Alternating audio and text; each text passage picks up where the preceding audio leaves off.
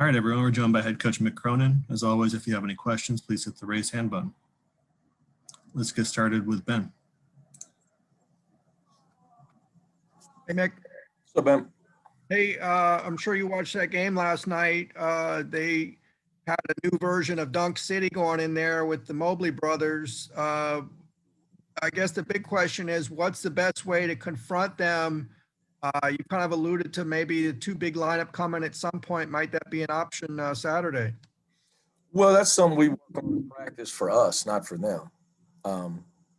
The other answer is I don't like giving up dunks, period. You let people dunk the ball, they're going to shoot a high percentage. So it's not something that we normally do. So that being said, I'm just more concerned with their talent level of those guys, their ability to score, pass. They play team basketball. That's the biggest thing for me. That presents a big challenge. So kind of going into the game, what's your thoughts on maybe the best ways to try to take away their attacking the rim like that? Well, obviously you can't give them dunks. I'm not going to sit here and give you our game plan. That's what you want, Ben. I mean, I love you, but I'm not going to do that. I mean, look, it's not really, basketball is basketball. It's 5-on-5, man. I mean, you got to make it as hard as you can on the other team.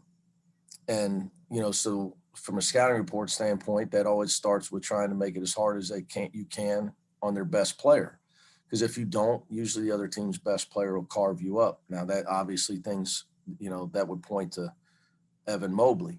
He can beat you in a lot of ways. He's a good passer as well. He can beat you in the low post. He can beat you in the high post. He can beat you on the offensive glass.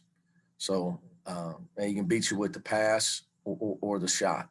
So, every game we go into the scouting reports, how are we going to try to not let their best player, and because that's what they want to do, right? You want to get the ball to your best player and put him in positions to be hard to defend. So they present a lot of problems. I would just say this, guys, that I think that they're unselfish and are really well coached.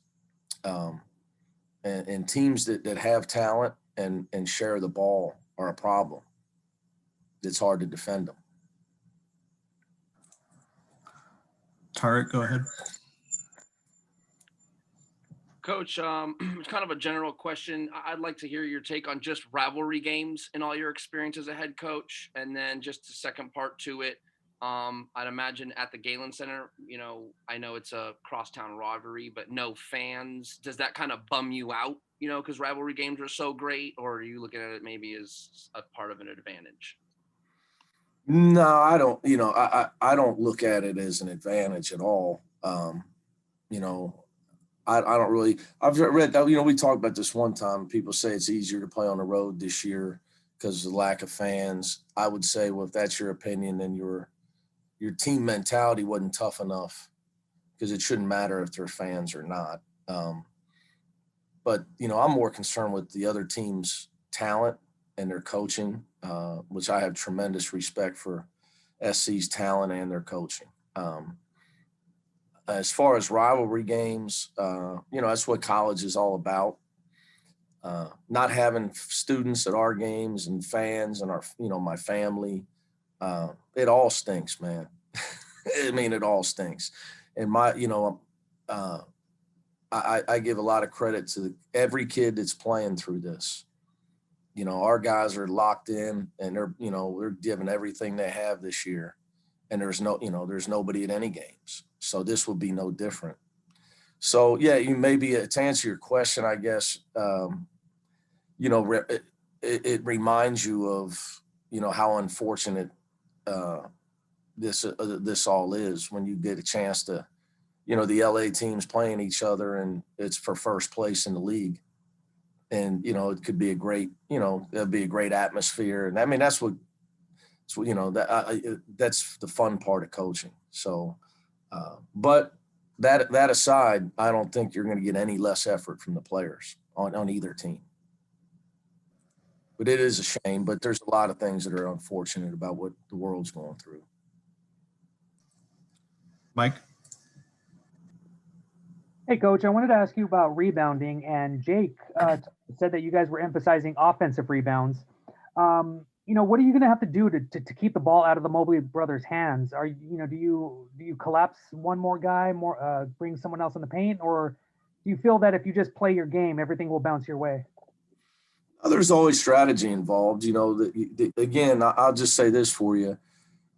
They're well coached. So, they know that if teams do certain things, they know what to look for as far as double teams in the low post or the different ways people play against their front line. So it's not like, it's late in the year, it's February. So it's not going to be the first time they've seen it. Again, when you're talking about big guys that are really good, if you let them catch it and get comfortable, those, both of those guys are going to score. And even three of them, I think Goodwin's really given them a great year as a third post presence. Tough kid. He reminds me of guys that played for me at Cincinnati. So, you can't let them catch it too close to the rim and get to their strong hand. They're just going to score on you. So, there's a lot of ways to try to do it, but I think, not letting them catch it is a start. You let them catch it deep and try to double team them. They're pretty good at passing the ball. Like I said, they're an unselfish team. Tracy? Hey, Mick. In your experience coaching, facing elite freshmen, where would Evan Mobley rank, do you think, among the guys you faced? Well, you just reminded me I'm getting old. 18 years, coach. Big East days. You got me thinking, man. It's a good one. I mean, he's got to be right there. I mean, what's crazy? I mean, how many freshmen got drafted in the Pac-12 last year? A lot, right? Yeah. 3 at Arizona, 2 at Washington. And the guys, he's the guy that, he's filling the shoes of Okongwu, who was, tremendous player, who was right up there with him. The difference that separates them is Evan's size. And it'll matter. It'll help him most. It matters. It matters now, but his athleticism, his size, everything comes easy to him. If I was giving him my scouting take, he could easily go number 1 because he's got the biggest upside. To me, he's got a bigger upside than anybody else that I've seen in this draft. He's got tremendous upside. He's not as wide-shouldered as Anthony Davis, but he brings a lot of his qualities to the table. He's a much better offensive player. If you go back and look at Anthony Davis, the guy, I think he played one of his Final Four games where he got dominated and got MVP because of his blocked shots, but he was not the main offensive threat on that Kentucky title team. He was definitely not the main offensive threat. So, Terrence Jones, Deron Lamb, Darius Miller, they guys could score. So, big fan of Evan from a scouting perspective because he just does everything. And I just think how good he could be in 3 or 4 years. He's got a real chance to be, a serious player. Beyond just I don't know. I really can't give you I'm trying to think of the one and done guys back in, my Big East days. Yeah. Tough for me to say.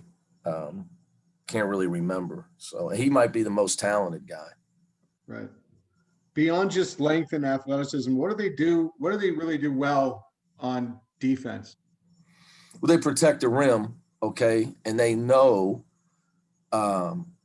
Central Florida did this with Taco Falls, a team that could have went to the Final Four. They didn't box out on a missed free throw against Duke.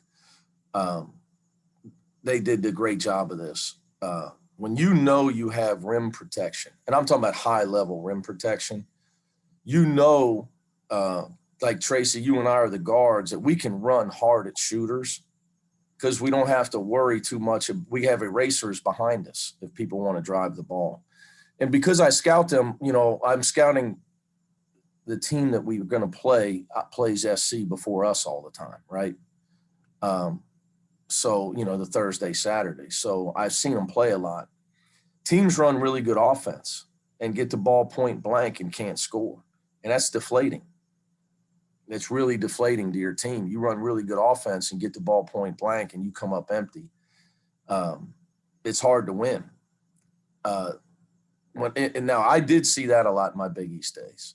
I mean, when I coached in the Big East of 16 teams, and Syracuse, Louisville, Georgetown were monstrous shot blocking teams. And you either have to, you got to be able to power the ball up and in, or you got to pass it out. Because you get your shot blocked, it's like a turnover and you're starting a fast break. So you can't just throw crazy stuff up there.